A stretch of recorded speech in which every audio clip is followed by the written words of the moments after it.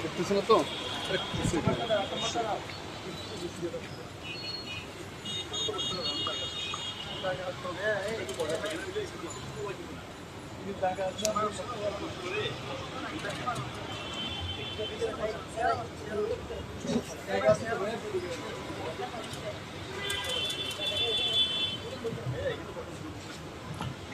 Hello hello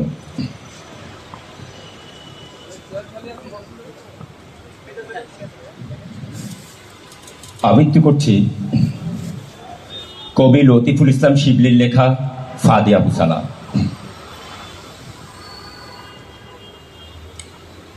তোমাকে দেখার আগে জানা ছিল না মানুষের পা কেড়ে নিলে তার পিঠে গজায় টানা, আর হাঁটতে বাধা দিলে মানুষ শিখে যায় উঠতে। ওরা শুরু করেছিল তোমার পায়ের নিচের মাটি থেকে, তাই প্রথমে ওরা কেড়ে নিয়েছে তোমার জামিন। দেশ নামের যে এক চিলতে জেলখানায় তুমি থাকতে, সে জামিন শত শত শহীদের ভিড়ে কবেই হয়ে গেছে মর্তের জান্নাত।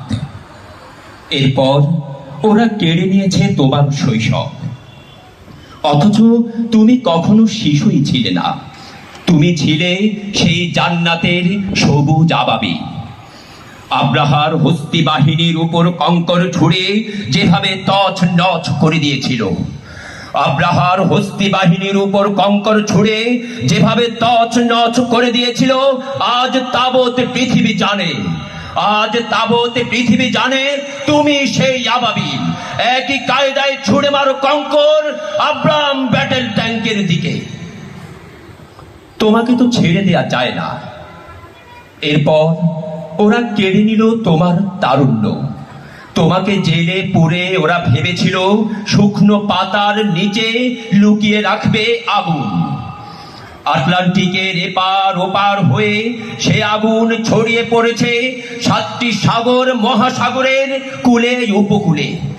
আর তোমার দৃপ্ত পদভারে যখন কেঁপে কেঁপে উঠতে শুরু করেছে জেরুজালেমের প্রাচীন দেয়াল, ঠিক তখনই ওরা কেড়ে নিয়েছে তোমার অনিন্দ সুন্দর পা জোড়া। সাধ্য আছে কার?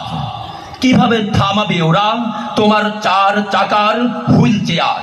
ওরা জানতো হুইল চেয়ারে বসেও বৃদ্ধ ইমাম শেখ ইয়াসিন ছিলেন কতটা অপ্রতিরোধ্য।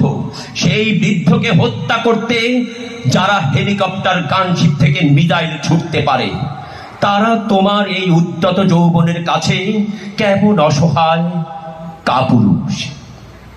ওরা জেনে গেছে তোমার প্রাণ শক্তির উৎস।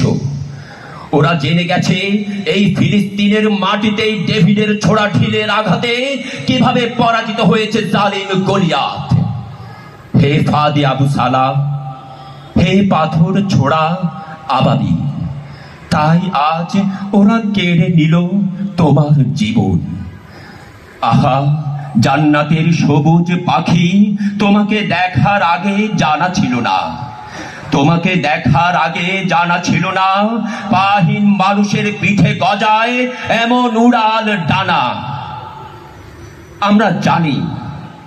আমরা জানি তুমি ফিরে আসবে বলেই দিয়েছ এই উজাড় উড়াল। আমরা প্রতীক্ষায় আছি। ঝাঁকে ঝাঁকে ফিরে আসো আবাবিল, ঝাঁকে ঝাঁকে, ঝাঁকে ঝাঁকে ফিরে আসো আবাবিল, ঝাঁকে ঝাঁকে। ধন্যবাদ।